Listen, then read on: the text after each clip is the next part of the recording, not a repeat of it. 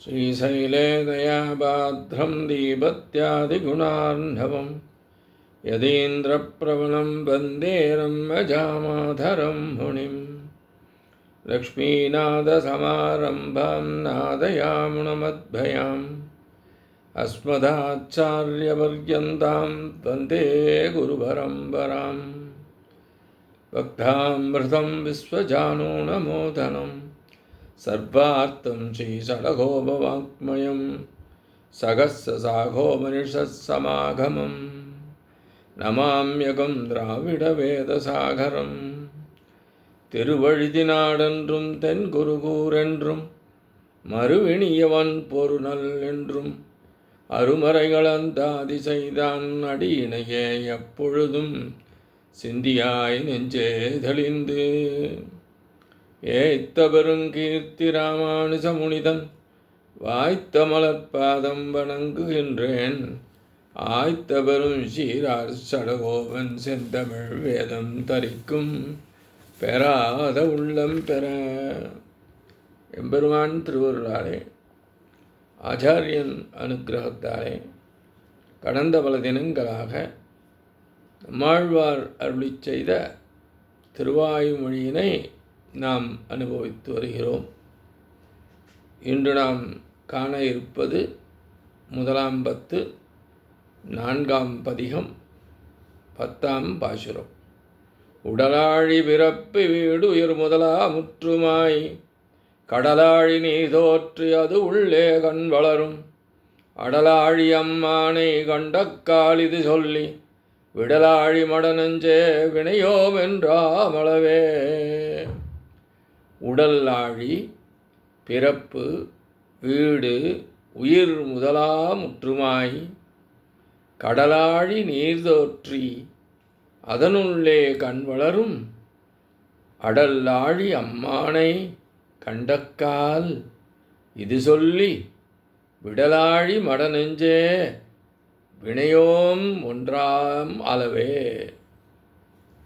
சென்ற பாட்டிலே நாரணந்தன் வாடாத மலரடிகள் வைக்கவே வகுக்கின்று என்ற எண்ணம் தோன்றிய காரணத்தினாலே தாய்மடியை நினைத்த கன்று போல திருவுள்ளமானது பதறி உடலை விட்டு புறப்படத் தொடங்கிற்று போலும். ஆழ்வார் கைங்கரியத்தையே நினைத்து கொண்டிருந்த காரணத்தினாலே அவர் சென்ற பாடலிலே நாரணந்தன் வாடாத மலரடிகள் வைக்கவே வகுக்கின்று கைங்கரியம் குறித்து கூறியவுடனே பசித்தவுடன் தாயின் ஸ்தனங்களை எண்ணும் குழந்தை போல தனது திருவுள்ளம் பதற்றம் அடைந்தது. சரீரம் விட்டகன்று அவனை அடையத் துடித்தபடி நின்றது. ஆகையினாலே பராங்குசநாயகி தனது நெஞ்சத்திடம் நமது செயல்களை உறுதியான ஒரு நிலைக்கு வரும் வரை நீ என்னையும் அவனையும் விடாமல் இரு என்று வேண்டிக் கொள்ளும் முகத்தான் நெஞ்சினை பார்த்து உள்ளத்தை பார்த்து கூறுகிறதாக அமைந்துள்ளது இப்பாசுரம்.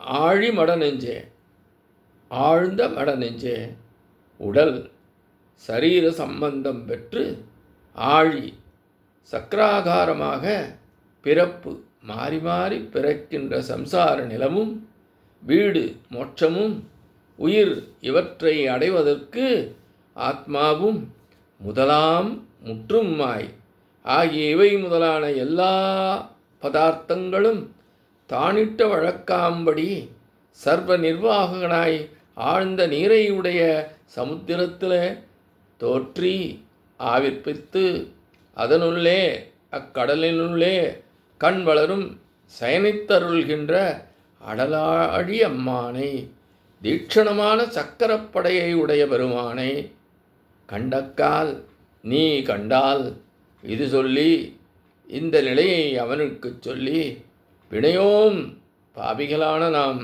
ஒன்றாம் அளவு அவனோடு ஒன்றுபடும் வரையில விடாதே. ஆழ்ந்த இளமையான ஆனால் அறிவற்ற என் பேதை நெஞ்சமே என்று தன் நெஞ்சத்திடம் கூறுகிறார். என்ன கூறுகிறார்? இவ்வுலகில் எம்பெருமான் உயிரினங்களை உடலென்றும் அங்கு அதில் தங்கியிருக்கக்கூடிய உயிரென்றும் எல்லாவற்றையும் முற்ற முழுக்க படைத்து மாறி மாறி வருகின்ற பிறப்பனையும் வீடு வேற்றினையும் தந்தருள்கின்றான். பிறப்பை தந்தருள்வதும் அவனே, இறப்பை தருவதும் அவனே, அடியார்களுக்கு வீடு வேற்றினை தருவோனும் அவனே. பிறப்பு என்பது எப்படிப்பட்டதாம்? பிறப்பு என்பது ஒரு வட்ட வடிவமானது என்கின்றார்.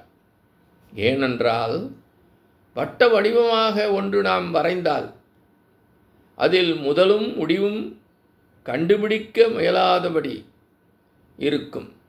வட்டத்திற்கு முதலெது முடிவது என்று காண முடியாதாம். அதுபோல பிறவிக்கு முதலும் முடிவும் எவராலும் கண்டுபிடிக்க இயலாது. ஆக பிறப்பும் வீடு பெறுதலுமாக எல்லாவற்றுக்கும் காரணமானவன் யார்? அவன்தான் அந்த புருஷோத்தமனமான எம்பெருமான். அவன் என்ன பண்ணுகின்றானாம்? ஆழ்ந்த நீர்பெருக்கையுட கடலை முதலில் உண்டாக்கினான். அப்படி உண்டாக்கிய கடலிலே அறுதியல் கொள்ளும் வல்லமை படைத்தவன். அப்படிப்பட்ட வலிமை மிக்க எம்பெருமான் கையில் மற்றொரு வலிமை மிக்க ஆயுதம் இருக்கிறதாம். என்ன அது? சுதர்சனம் என்னும் சக்கராயுதத்துடன் கண் வளர்ந்தருள்கின்றான். அப்படிப்பட்ட எம்பெருமானை யாராலும் காண்பது அரிதே. இருந்தாலும் உனக்கு அவனை காண்பதற்கான பாக்கியம் ஏற்பட்டால் என்பதைத்தான், பாக்கியவசத்தாலே நீ அவனை காண நேர்ந்தால் என்னுடைய பிரிவாற்றாமையை அவனிடம் எடுத்துச் சொல்லி, பெரும் பாவங்கள் செய்த நாம் இருவரும் கூடி கலக்கும் காலம் வரை நீ அவனை பற்றி கொள்வாயாக என்று தன் நெஞ்சத்திற்கு கட்டளையிடுகிறார் பராங்குச நாயகி. தான் பிரிந்து விட்டது மட்டுமல்ல, எம்பெருமானும் பிரிந்து விட்டானாம். ஆகவே நாம் இருவரும் கூடி கலக்கும் வரை நெஞ்சமே நீ அவனை விட்டு விடாதே. நாம் பிறந்ததற்கு பலன் அவனை கிட்டி அடிமை செய்கையே. அப்படி இருக்க அது செய்யாதே. இங்கனம் பிரிந்து தவிக்கும்படியான பாவத்தை புரிந்தது. அதன் காரணமாக நாம் அவனை பிரிந்து அல்லல்படுகின்றோம். எனவே நெஞ்சே நீ அவனை விடாது இருந்து என்னை அவனுடன் சேர்ப்பாயாக என்று நெஞ்சத்தினை பராங்குசநாயகி வேண்டுவதாக இப்பாசுரம் அமைந்துள்ளது. இத்தோடு இன்றைய காணொலியை பேசுகின்றோம். எம்பெருமான் திருவடிகளே சரணம். நம்மாழ்வார் திருவடிகளே சரணம். எம்பார் திருவடிகளே சரணம்.